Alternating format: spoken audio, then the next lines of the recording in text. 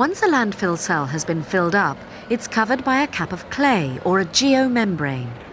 This keeps out rainwater, thereby reducing the amount of leachate that will form and keeps in any landfill gas that might collect.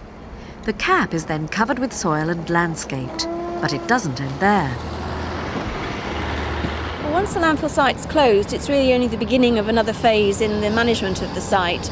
Even when waste isn't coming in anymore and the site has been fully restored, there is a long-term plan of monitoring and maintenance, not just the bits that you can see, but also all the control systems that still operate and are still present underground. That's gas control, leachate control, groundwater and gas monitoring, and also maintaining the quality of the restored surface of the site. With proper aftercare, monitoring and record keeping, landfill sites can be turned over to agriculture, forest or community amenities.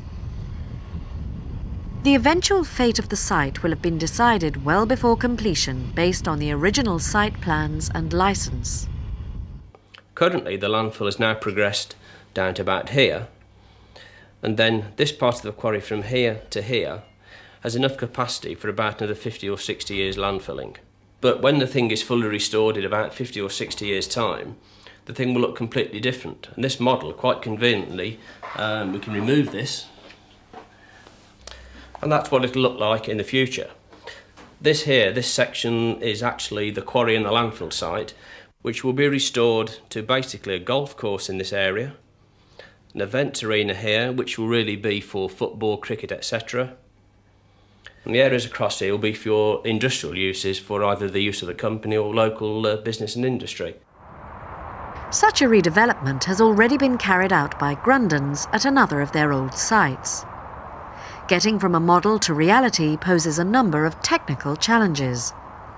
Well, this is Thorney Park Golf Course, which 10 years ago was a landfill site, which was nearing its completion.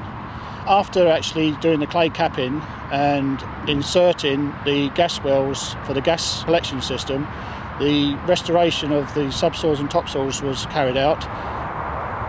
Behind me you see what is known in the industry as a gas flare or burner. The landfill, when it's completed after restoration, we put in a series of gas wells which are connected with pipework and end up at the gas flare to burn off any methane gas to stop migration from the site. We actually monitor the site on a weekly basis for landfill gas migration. Leachate monitoring is also done on a monthly basis, and groundwater monitoring is done on a monthly basis. The Environment Agency do an independent monitoring their own to keep a check on what we actually monitor as well.